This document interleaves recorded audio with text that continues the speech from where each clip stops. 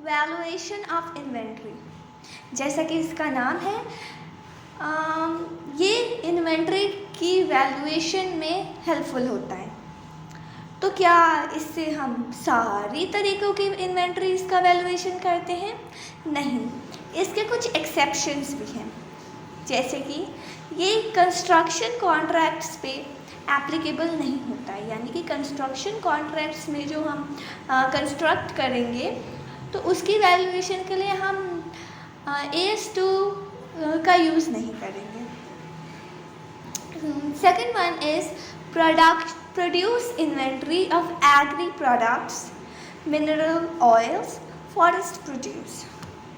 तो जैसे कि अगर हम एग्रीकल्चरल प्रोडक्ट्स की बात करते हैं, फॉर एग्जांपल टमेटोज़, तो इसकी वैल्यूएशन के लिए हमने एग्रीकल्चर से इसको प्रोड्यूस किया है, तो इसकी वैल्यूएशन के लिए हम AS2 का यूज़ नहीं करेंगे। जैसे मिनरल ऑयल्स, जैसे कि हमने सोने की खदान से हमने सोने निकाले, तो उसकी वैल्यूएशन के लिए हम AS2 का यूज़ नहीं करेंगे। And the next is forest produce. Forest produce यानी कि फॉरेस्ट से निकलने वाले प्रोड्यूस, जैसे कि हमने पेड़ काट के रबर बनाए, तो उसकी वैल्यूएशन के लिए हम AS2 का इस्तेमाल नहीं करेंगे। तो कौन सी चीज़ों पे AS2 नहीं लगेगा? कंस्ट्रक्टेड, जैसे कि हम यहाँ पे बिल्डिंग का एग्जांपल लेते हैं कि कंस्ट्रक्शन कॉन्ट्रैक्ट्स में हमने बिल्डिंग बनाया, तो बिल्डिंग के वैल्यूएशन के लिए हम AS2 का यूज़ नहीं करेंगे। तो किस चीज़, हाँ भाई, हम एग्जांपल्स की बात करेंगे किस चीज़ों पे AS2 नहीं लगता है। बिल्डिंग्स, यानी कि constructed buildings. Second one is, क्योंकि अगर हम एग्जाम्पल ध्यान में रखते हैं तो हमें चीज़ें ज़्यादा याद रहती हैं। तो कंस्ट्रक्टेड बिल्डिंग्स यानी कि कंस्ट्रक्शन कॉन्ट्रैक्ट्स पे नहीं लगेगा AS2। हमने खेत में गए, हमने टमाटर तोड़े, तो टमाटर हमने प्रोड्यूस किया, तो उस पर नहीं लगेगा AS2। हमने पेड़ काट के रबर बनाए, उस पर AS2 नहीं लगेगा। एंड हमने सोने की खदान से सोने निकाले, तो उस पर AS2 नहीं लगेगा। बिल्डिंग, कंस्ट्रक्टेड बिल्डिंग्स पे नहीं लगेगा, खेत से तोड़े हुए टमाटर्स पे नहीं लगेगा, एंड खदानों से निकाले हुए सोने पे नहीं लगेगा, एंड पेड़ को काट के रबर बनाए, उस पे नहीं लगेगा AS2। तो इन सब के अलावा बाकी जितनी भी इन्वेंट्री होती है, जो स्टॉक होता है, उसके वैल्यूएशन के लिए हम AS2 का यूज़ करेंगे, राइट? ओके, तो लेकिन हमने ये तो देख लिया किस चीज़ों पे लगेगा, किस चीज़ों पे नहीं लगेगा, राइट? तो मतलब इन एक्सेप्शंस को छोड़ के सारे इन्वेंट्रीज पे लगेगा। तो लेकिन AS2 जो बोलता है कि इन्वेंट्री का वैल्यू करना है, तो क्या बताता है, कैसे वैल्यू करना है? तो बेसिस ऑफ वैल्यूएशन देखते हैं। वो कहता है, एक पॉइंट में बताना चाहूँगी कि अगर मैंने अभी बोला इससे पहले कि कंस्ट्रक्शन कॉन्ट्रैक्ट्स पे AS2 नहीं लगेगा, produce inventory of agriculture products पे नहीं लगेगा, मिनरल ऑयल्स पे नहीं लगेगा, फॉरेस्ट प्रोड्यूस पे AS2 नहीं लगेगा, तो इन सब का वैल्यूएशन कैसे होगा? इन सब की भी तो वैल्यूएशन का हमें थोड़ा चिंता करना चाहिए। तो इन सब का वैल्यूएशन NRV पे होगा, नेट रियलाइजेबल वैल्यू पे होगा। ओके, तो ये हमारे एक्सेप्शंस ख़त्म होते हैं। अब हम बात करते हैं जो हमारे AS2 जो इन्वेंट्री है उसका वैल्यूएशन क्या है, कैसे होगा? AS2 क्या बोलता है कि जो हमारा स्टॉक है, जो हमारी इन्वेंट्री है, उसको कैसे वैल्यू करना है, AS2 क्या बोलता है? बेसिस ऑफ वैल्यूएशन, तो AS2 यह कहता है कि आप कॉस्ट निकालो, NRV निकालो, इन दोनों में से जो कम होगा ना, उस पर आप अपने स्टॉक का वैल्यूएशन कर दो, अपनी इन्वेंट्री का वैल्यूएशन कर दो। कॉस्ट या NRV जो कम होगा उस पर वैल्यूएशन कर दो। ठीक है, कॉस्ट निकाला, NRV निकाला, इन दोनों में से जो कम होगा उस अमाउंट पे हमने हमारी इन्वेंट्री का वैल्यूएशन कर दी, राइट? फॉर एग्जाम्पल हम कैलकुलेटर्स बनाते हैं, राइट? तो हमारे गोडाउन में बहुत सारे कैलकुलेटर्स रखे हैं, तो हम उसका वैल्यूएशन कैसे करेंगे, हमें समझ नहीं आ रहा है, तो हम उसका पहले कॉस्ट निकालेंगे कि उस कैलकुलेटर को बनाने में कितना खर्चा लगा है, और उसकी फिर हम NRV निकालेंगे, क्योंकि NRV यानी कि नेट रियलाइजेबल वैल्यू उसकी कितनी है, राइट। जैसे कि सेलिंग प्राइस में से अगर हम सेलिंग एक्सपेंसेस माइनस कर देते हैं तो हमारी NRV आ जाती है, तो उसका NRV देखेंगे, और उन दोनों में से जो कम होगा उस पर हम हमारे इन्वेंटरी यानी कि कैलकुलेटर की वैल्यू कर देंगे। फॉर एग्जांपल जो NRV था वो कम था, तो वैसे ऐसा ज़रूरी होना नहीं चाहिए, बट NRV कम था तो हमने कैलकुलेटर की वैल्यूएशन NRV पे कर दी। ठीक है, तो हम पहले कॉस्ट निकालेंगे, NRV निकालेंगे, बट ये निकालेंगे कैसे? कॉस्ट निकालने का भी तो कुछ मेथड बताया होगा ना ये स्टूडेंट, NRV निकालने का भी कोई मेथड बताया होगा ना ये स्टूडेंट। तो हाँ, तो कॉस्ट निकालने के लिए बोलता है ES2 कि कॉस्ट निकालने के लिए आपको क्या क्या ऐड करना है। आप परचेज कॉस्ट ऐड कर दो, मतलब कैलकुलेटर बनाने के लिए आपने कुछ तो परचेज किया होगा ना, रॉ मटेरियल वगैरह, तो आप परचेज कॉस्ट को ऐड करो। फिर उसको कन्वर्ट करने में, उसको मैन्युफैक्चर करने में जो खर्चा हुआ कन्वर्जन कॉस्ट, उसको ऐड कर दो। फिर उसको प्रेजेंट लोकेशन एंड कंडीशन में लाने के लिए कुछ खर्चा लगा होगा, राइट। फॉर एग्जांपल बैटरीज वगैरह डालना, तो वो भी आप कॉस्ट में ऐड करो। आप फिक्स्ड ओवरहेड ऐड करो, मतलब जो इलेक्ट्रिसिटी फ्यूल वगैरह लगा है किसी चीज़ को मैन्युफैक्चर करने में, राइट, बिजली का बिल, तो आप फिक्स्ड ओवरहेड ऐड करो। नॉर्मल कैपेसिटी में जो फिक्स्ड ओवरहेड होता है एंड जो एक्चुअल कैपेसिटी में होता है, दोनों में से जो ज़्यादा होगा हम उसको ऐड करेंगे, राइट। नॉर्मल कैपेसिटी वाला फिक्स्ड ओवरहेड या एक्चुअल कैपेसिटी वाला फिक्स्ड ओवरहेड, दोनों में से जो ज़्यादा होगा वो वाला हम फिक्स्ड ओवरहेड कंसिडर करेंगे।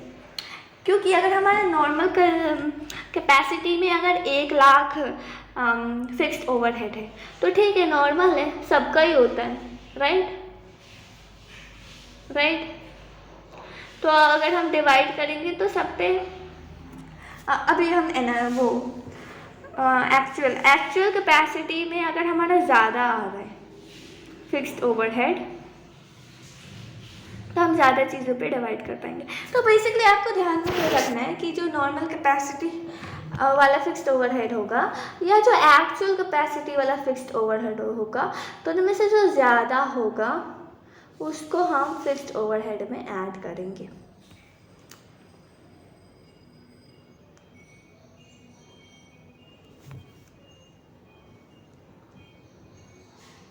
फिर हमने कॉस्ट निकाल ली, ऐसे हम फिनिश्ड गुड्स का तो हम ऐसे ही कॉस्ट वगैरह निकाल लेंगे। Arrive at link raw material valuation to finished goods. तो ठीक है, ये तो हमने फिनिश गुड्स की बात कर ली। अब रॉ मटेरियल की भी तो कॉस्ट कैसे, मतलब रॉ मटेरियल की वैल्यूएशन अभी थोड़ी देर बाद बात करते हैं।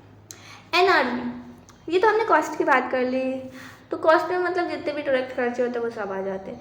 NRV में क्या होता है, NRV में जो एक्सपेक्ट देखो, अभी तो सामान बिका नहीं है हमारा, राइट, तो हम क्या कर सकते हैं, हम एक्सपेक्ट कर सकते हैं कि इतने में हमारा सामान बिक जाएगा, राइट। तो हम एक्सपेक्टेड सेलिंग प्राइस लेंगे, उसमें से हम हमारा जितना भी एक्सपेक्टेड सेलिंग का कॉस्ट होगा उसको माइनस कर देंगे, तो हमारे पास आएगा कितना। देखो हमारे पास आया इतना, बट हमारा लगा भी तो इतना है ना, तो जो आया है उसमें से जितना लगा है उसको माइनस कर देंगे, तो हमारे पास जो टोटल हमारे पास आया कितना है वो आ जाएगा।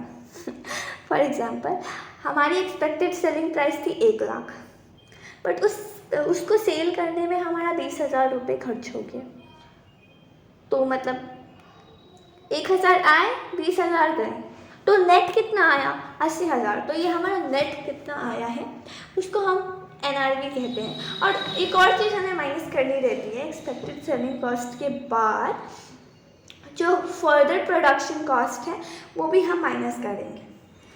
फॉर एग्जांपल हमने मिल्क खरीदा, मिल्क से हमने दही बनाई, ठीक है। फिर दही को प्रोसेस करके हमने बटर बनाया, तो जो सेलिंग प्राइस आया वो, राइट, उसमें से हम बेचने का खर्चा, बेचने का सेलिंग प्राइस का कॉस्ट माइनस करेंगे। Expected selling price minus expected selling cost minus क्या, उसमें से हमें जो फर्दर कॉस्ट लगा है दही को बटर में कन्वर्ट करने में, जो फर्दर कॉस्ट लगा है, फर्दर प्रोसेसिंग कॉस्ट लगा है, वो भी हम माइनस करेंगे तो हमारी एनआरवी आ जाएगी। तो क्या क्या माइनस करेंगे, तब हमें एनआरवी कैसे मिलेगा? Expected selling price minus expected selling cost minus further processing cost, we would get our NRV, right.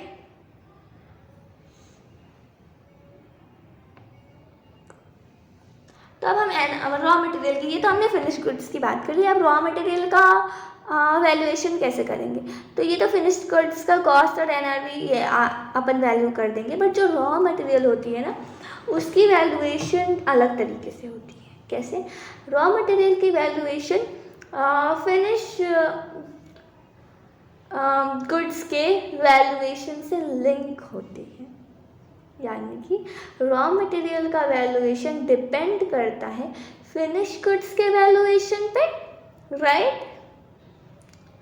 यानी कि अगर फिनिश गुड्स कॉस्ट पे वैल्यू होगी तो रॉ मटेरियल भी कॉस्ट पे वैल्यू होगी, अगर फिनिश गुड्स एनआरवी पे वैल्यू होगी तो हमारी रॉ मटेरियल रिप्लेसमेंट कॉस्ट पे वैल्यू होगी। तो फिनिश ऊपर हमने पढ़ा कॉस्ट और NRV which ever is lower in case of finish goods, तो हमने फिनिश गुड्स की वैल्यू निकाल ली पहले, राइट। पहले हम फिनिश गुड्स की वैल्यू निकाल ली, फिर हम रॉ मटेरियल की वैल्यू निकालने के लिए क्या करेंगे, क्योंकि रॉ मटेरियल तो फिनिश गुड्स के वैल्यूएशन से लिंक होता है, तो जैसा फिनिश गुड्स होता है उसका अपन कॉपी कर देंगे। तो मतलब not exactly copy but law में पढ़ते ना, mutantis, right? I forgot that phrase. Oh no, how can I do that? But it's okay. Mutantis. Yes, I remember now. So, तो मतलब क्या बोल रही थी? Yes. तो जैसा फिनिश, तो रॉ मटेरियल क्या बोलता है? I'll just copy finish goods. Finish goods जैसा करेगा मैं वैसे ही करूँगी। तो raw material just basically copies finish goods. तो पहले हम फिनिश गुड्स की वैल्यूएशन करेंगे, उसके बाद raw material would copy finish goods. Now we would talk about joint products. For example हमने गन्ने डाले, इनपुट किया गन्ना, आउटपुट में शुगर भी आया एंड जैगरी भी आया, यानी कि चीनी भी आया एंड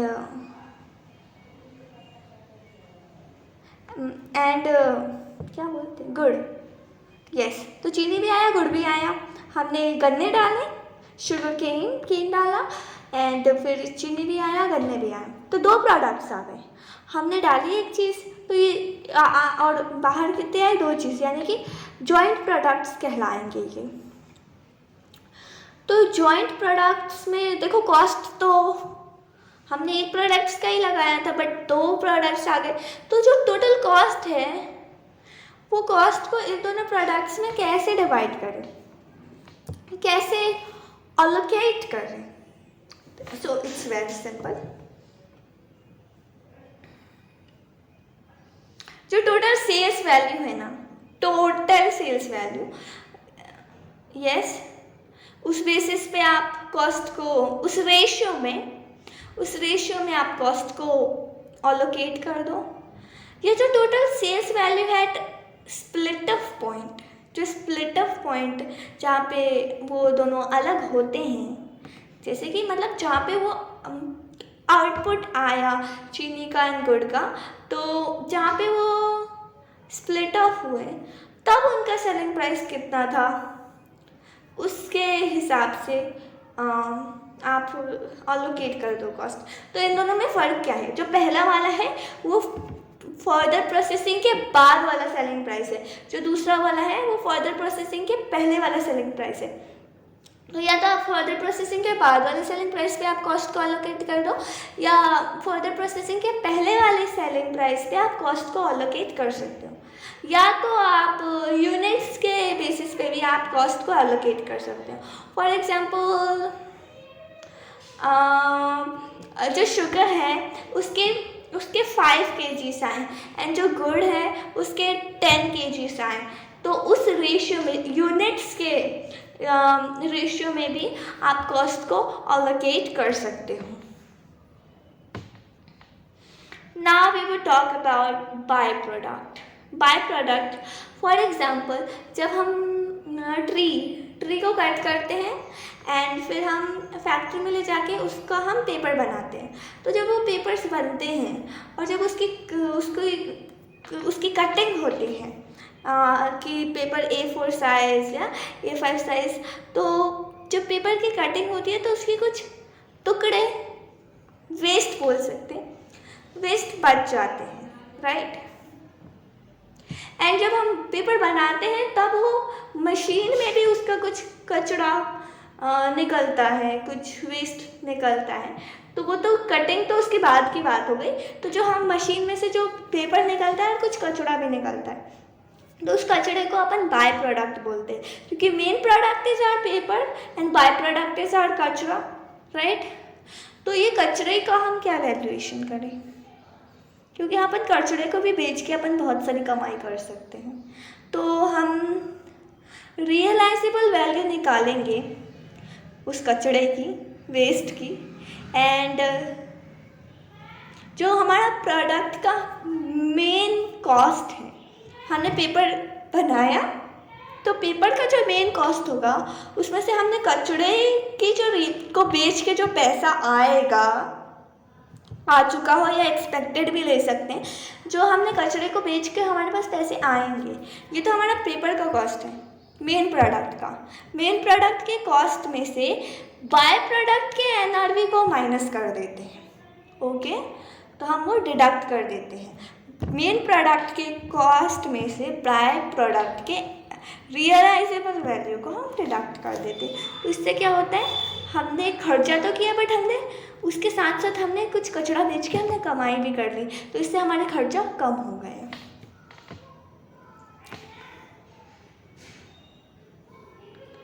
एक्सक्लूजन, तो इन्वेंट्री का वैल्यूएशन में हम कुछ कॉस्ट को इंक्लूड नहीं करते हैं। जैसे मैंने बोला ना, कॉस्ट निकालते टाइम हम इन सारे डायरेक्ट कॉस्ट्स को ऐड करते हैं, तो लेकिन कुछ कॉस्ट्स को हम एक्सक्लूड भी करते हैं, जैसे कि हमारे अब तो लाइक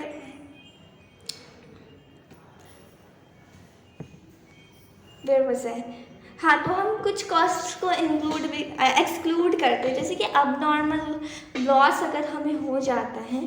फॉर एग्जांपल, हम ट्रक से ला रहे थे गन्ने एंड वो ख़राब हो गए। नॉर्मली जितने ख़राब होते हैं ठीक है, बट चूहे खा गए एंड कुछ अब नॉर्मल चीज़ हो गई, तो हमारा खर्चा तो लगाना, हमारे पैसे वेस्ट हो गए, हमें लॉस हो गया, राइट। तो क्या हम लॉस को कॉस्ट में से माइनस कर सकते हैं? No no no no, not at all. आपको लॉस हुआ है, आपके पड़ोसी या आपके कॉम्पिटिटर को नहीं, राइट। तो अगर आप लॉस को प्लस करने की बात कर रहे हैं, हाँ कॉस्ट में ऐड करने की, सॉरी, तो अगर आप कॉस्ट में अपने लॉस को भी ऐड कर दोगे तो लॉस सिर्फ आपको हुआ है, आपके कॉम्पिटिटर को लॉस नहीं हुआ है, राइट। तो आपका प्रोडक्ट महंगा हो जाएगा और आपके कॉम्पिटिटर का प्रोडक्ट सस्ता हो जाएगा, तो ऑब्वियसली उसके ज़्यादा बिकेंगे। तो ये बेवकूफ़ी मत करो कि जो आपका अब नॉर्मल लॉस है उसको भी आप ऐड कर लो। हाँ, नॉर्मल लॉस तो सभी ऐड करते हैं ना, राइट, बट आप ऐसे अब नॉर्मल लॉस ऐड मत करो। स्टोरेज कॉस्ट है जैसे कि आपका प्रोडक्ट बन चुका है, right. I was given the example of calculator. So आपका कैलकुलेटर रेडी हो चुका है बट वो बिक ही नहीं रहा है। आपने कहीं पे रेंट पे जगह ली है और वहीं पे सारे कैलकुलेटर को स्टोर किया है, वो बिक ही नहीं रहा, बट वो रेंट का खर्चा जा रहा है, तो क्या उस खर्चे को अपन ऐड कर सकते हैं? नहीं कर सकते। आपका प्रोडक्ट और महंगा हो जाएगा। आपका नहीं बिक रहा बट आपके कॉम्पिटिटर का तो बिक रहा है ना, वो भी तो आपको सेम प्राइसेस रखनी पड़ेंगी। आप ऐसे कुछ भी ऐड नहीं कर सकते कॉस्ट में, आपका प्रोडक्ट और महंगा हो जाएगा ऐसे। Admin and selling overhead cost, तो ये जो admin and selling overhead cost होती है तो वो होती ही इनडायरेक्ट कॉस्ट है, राइट। और मैंने क्या बोला कि हम कॉस्ट जब भी निकालते हैं तो हम सिर्फ डायरेक्ट कॉस्ट्स को ही काउंट करते हैं, हम ऐसे इनडायरेक्ट कॉस्ट को नहीं काउंट करते हैं। तो ये जो एडमिन का खर्चा है, ये सेलिंग ओवरहेड्स का खर्चा है, जैसे इसमें एडवर्टीजमेंट वगैरह भी आ जाते हैं, एम्प्लॉयज़ की सैलरी वगैरह, तो वो प्रोडक्ट से रिलेटेड थोड़ी है, वो तो बाद का खर्चा है। तो ये इनडायरेक्ट है, ऐसे डायरेक्ट नहीं है। प्रोडक्ट बनाने में उन्होंने कोई सहानुभूति नहीं दी है, वो इनडायरेक्ट है, तो हम ऐड नहीं करेंगे, नहीं तो हमारा खर्चा और बढ़ जाएगा, राइट। क्योंकि हमारे हो सकता है हमारा जो एडमिन सेलिंग एंड ओवरहेड का कॉस्ट है वो ज़्यादा है एज़ कम्पेयर टू हमारे कॉम्पिटिटर। तो अगर सब लोग ये ऐड करने लगे तो सबके कॉस्ट अलग अलग हो जाएंगे, सेम कॉस्ट हो ही नहीं पाएगा मार्केट में। सो अगर हम ऐसी चीज़ें ऐड करते हैं तो मार्केट में कॉस्ट की फ्लक्चुएशन हो सकती है। रिफंडेबल टैक्सेस, जो रिफंडेबल टैक्सेस होते हैं जैसे कि GST फॉर एग्जाम्पल, क्योंकि हमने GST पढ़ा है ना, we can not talk about some other taxes, वो हमें लिंक नहीं कर पाएंगे हम। तो रिफंडेबल टैक्सेस में जैसे फॉर एग्जांपल GST, आपको GST का ITC मिलेगा, आपने GST पे किया, आपका खर्चा हुआ है माना, बट आपको ITC भी तो मिल जाएगा, तो आपको कॉस्ट बढ़ाने की कोई ज़रूरत नहीं है किसी बात के लिए, राइट। ओके, सो ये आप एक्सक्लूड कर दोगे अब normal loss, storage cost, admin and selling overhead, refundable taxes. यहाँ पे कुछ मेथड्स भी दिए गए हैं, cost formula to calculate to value the inventories, inventories को वैल्यू करने के लिए कुछ कॉस्ट फॉर्मूलाज भी दिए गए हैं। स्पेसिफिक आइडेंटिफिकेशन मेथड से भी आप अपने इन्वेंट्री का वैल्यूएशन कर सकते हैं क्या, एंड फीफो मेथड से भी कर सकते हैं, वेटेड एवरेज मेथड से भी आप वैल्यूएशन कर सकते हैं इन्वेंट्री का, स्टैंडर्ड कॉस्टिंग मेथड से भी आप इन्वेंट्री का वैल्यूएशन कर सकते हैं, रिटेल मेथड से भी आप इन्वेंट्री का वैल्यूएशन कर सकते हैं। यस, सो देयर आर सब मेथड्स जिससे आप अपने इन्वेंट्री का वैल्यूएशन कर सकते हैं, एंड ये सारे मेथड्स हमने, इसमें से कुछ मेथड्स तो एटलीस्ट हमने फाउंडेशन में पढ़े थे।